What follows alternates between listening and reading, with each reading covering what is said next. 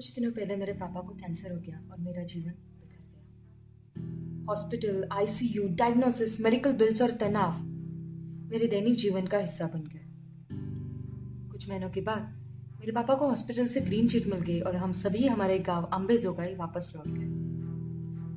और फिर आया कोरोना। मैं लॉकडाउन की घोषणा करते हुए पीएम को सुन रहा था और मुझे पता था कि हमारी जिंदगी बदलने वाली है।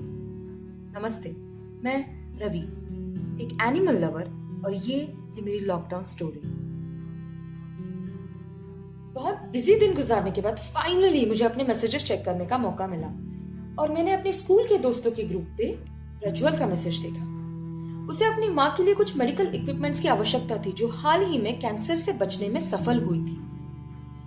उन्हें जरूरत थी स्टोमा बैग हॉलिस्टर 26901 की। स्टोमा बैग मानव की विष्ठा इकट्ठा करने के लिए इस्तेमाल की जाती है उन व्यक्तियों के लिए जो कोलोरेक्टल कैंसर से पीड़ित है। पर किसी ने उसे कोई जवाब नहीं दिया। जिस क्षण मैंने वो मैसेज देखा मुझे स्थिति की तीव्रता का पता चल गया था, क्योंकि मैं भी अपने जीवन में उन कमजोर क्षणों से गुजरा। ये काम कैसे हो सकता है? लॉकडाउन में ये संभव कैसे है? ये बिना सोचे ये काम करने का डिसीजन मैंने ले लिया। लॉकडाउन की शुरुआती चरण में यह घटना हुई थी, जब पुलिस भटकने वाले लोगों को बिना पूछे लाठी का प्रसाद बांट रही थी। अगली सुबह मैं 6 बजे उठा और मैंने अपने स्कूल के ग्रुप में मैसेज कर दिया, ये काम मैं करने वाला हूँ। अगर किसी को मेरी मदद करने में दिलचस्पी है तो वो कर सकता है। फिर मैंने प्रज्वल को फोन किया। उसने फोन नहीं उठाया। मैंने उसे मैसेजेस किए, नो रिस्पॉन्स। मैंने उसे संपर्क करने के लिए कुछ अन्य नंबर खोजने की कोशिश की, लेकिन कोई फायदा नहीं हुआ। 1 घंटा हो गया, 2 घंटे हो गए। अब मेरा स्ट्रेस लेवल बढ़ने लगा। ये फोन क्यों नहीं उठा रहा है? ठीक तो होगा ना? माँ ठीक होगी ना? क्यों रिस्पॉन्ड नहीं कर रहा? फाइनली फिर उसका मैसेज आया। क्या हुआ? मैंने कहा मैं ये करूंगा। उसने कहा क्या? मैंने कहा मैं वो बैग्स माँ के लिए लेकर आऊंगा। उस समय मेरा आत्मविश्वास देखकर वो चौंक गया था और खुश भी था। अब आपको पता होना चाहिए, मैं था अंबेजोगाई में, प्रज्वल था लातूर में। हमने पहले अपने शहरों में बैग ढूंढने की कोशिश की, लेकिन वो नहीं मिली।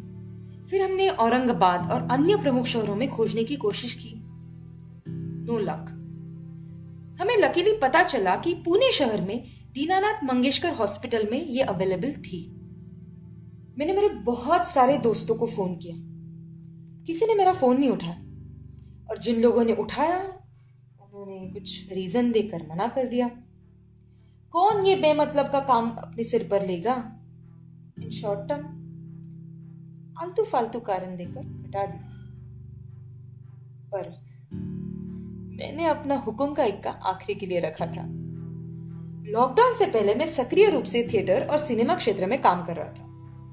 मेरा एक दोस्त था जिसका नाम विनायक था, जो अपने राउडी स्वभाव और निडर व्यक्तित्व के लिए जाना जाता था। वो पूना में ही रहता था। उसी सुबह मैंने उसे पूरी स्थिति बताई और बिना किसी हिचकिचाहट के वो मदद करने के लिए तैयार हो गया। लेकिन अब मैं सोच रहा था विनायक हॉस्पिटल पहुंचेगा कैसे, जब हर कोने में पुलिसकर्मी बिना कारण पूछे हर व्यक्ति की पिटाई कर रहे थे। और अगर वो लकी ठहरा और हॉस्पिटल से बैग कलेक्ट करने में सफल हो गया, फिर हम ये बैग पूना से लातूर कैसे पहुंचा सकते? फिर प्रज्वल ने कुछ लोगों से बात की और हमें पता चला कि एक डेली नीड्स की गाड़ी आज पूना से लातूर आने वाली थी। जब हमने ड्राइवर से बात की, उसे पूरी सिचुएशन बताई, वो पार्सल डिलीवर करने में और हमारी मदद करने के लिए तैयार हो गया। विनायक ने मुझे सिर्फ एक हॉस्पिटल के मरीज के स्वास्थ्य संबंधी दस्तावेज मांगे अगर कुछ हुआ तो, लेकिन उसने कहा कि मैं मार खाने की तैयारी से जा रहा हूं। इस बात पे मुझे कोई डाउट नहीं था। जिस क्षण विनायक ने घर से बाहर कदम रखा, बारिश शुरू हो गई। अभी तक तो आसमान खुला था यार, ये बारिश कहां से आ गई? विनायक ने सोचा। भीगते भीगते वो अपनी कॉलोनी से बाहर निकला।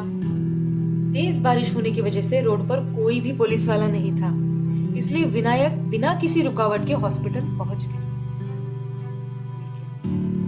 हॉस्पिटल के प्रवेश द्वार पर एक हाथ ने उसके कंधे पर थपथपाया। विनायक देखा तो एक डॉक्टर और 3 कांस्टेबल खड़े थे। कौन तू? काय काम तुला इथे? उन्होंने पूछा। विनायक ने उन्हें चिकित्सा के दस्तावेज दिखाए और आवाज में कंपन के साथ पूरी स्थिति बताई। पर ये डर मार खाने का नहीं था। ये डर माँ के लिए वो बैग खरीद पाऊंगा कि नहीं, इस बात का था। आश्चर्यजनक रूप से उन्होंने उसे आगे कुछ नहीं पूछा और कहा, नो प्रॉब्लम, कैरी ऑन। इस मुठभेड़ से चौंककर विनायक आगे बढ़ा और उसने उन बैग्स को हॉस्पिटल से खरीद लिया। जब विनायक हॉस्पिटल पहुंचा था तो बारिश रुक गई थी, लेकिन जिस क्षण उसने हॉस्पिटल से बाहर कदम रखा, बारिश फिर से शुरू हो गई। विनायक को विश्वास नहीं हो रहा था कि सारी चीजें उसके हिसाब से कैसे हो रही है। पर वो कहते हैं ना, हिम्मत मर्दा तो मदद खुदा। फिर से उसने अपनी बाइक शुरू की और घर के लिए निकल गया।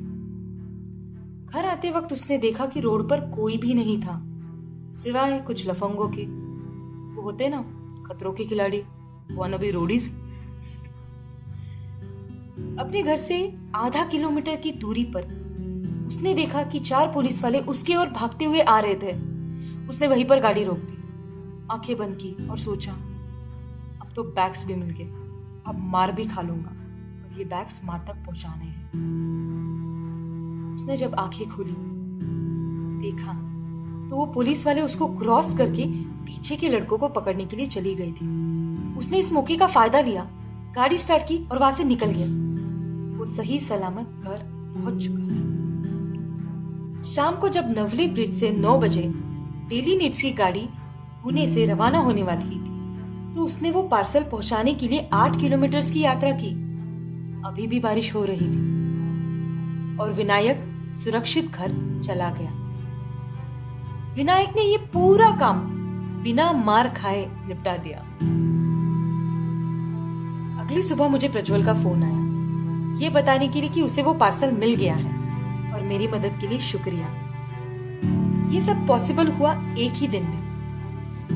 मजे की बात तो ये है कि ये पूरी स्टोरी मुझे प्रज्वल ने बताई। उसने कहा कि पूरा दिन वो विनायक के कांटेक्ट में था और उससे अपडेट ले रहा था और वो अब बहुत अच्छे दोस्त बन गए हैं। हमने देखा है, सुना है कि लोग एक दूसरे की टांग खींचने में, उन्हें जज करने में, उनकी प्रॉब्लम्स पर हंसने में बड़े मशरूफ रहते हैं। अब आप बोलोगे ऐसा नहीं होता। अजी होता है। याद करो, इसकी शुरुआत हमारे घर से ही होती है। हर कॉलोनी में ऐसा एक घर होता है जिसके सामने शाम में 4 कुर्सियां लगती है और फिर शुरू होती है वीकली कॉलोनी कॉन्फ्रेंस। और जब बात पड़ोसी को मदद करने की आती है, तब ये लोग कहते हैं कि मदद करने की बेफिजूल बातें हमसे मत करो। ये सोच और एक विनायक की सोच। आज विनायक ने प्रज्वल को मदद करने के लिए, उसके परिवार को मदद करने के लिए, जिससे वो कभी मिला भी नहीं था और कल तक तो जानता भी नहीं था, एक इंसानियत की मिसाल खड़ी कर दी। उसकी हिम्मत और मदद करने का जज्बा काबिलियत तारीफ था।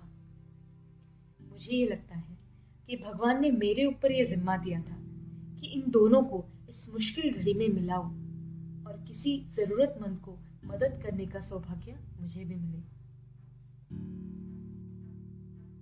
लेकिन कल अगर मुझे किसी की जरूरत होगी तो कोई आएगा मेरी मदद करने?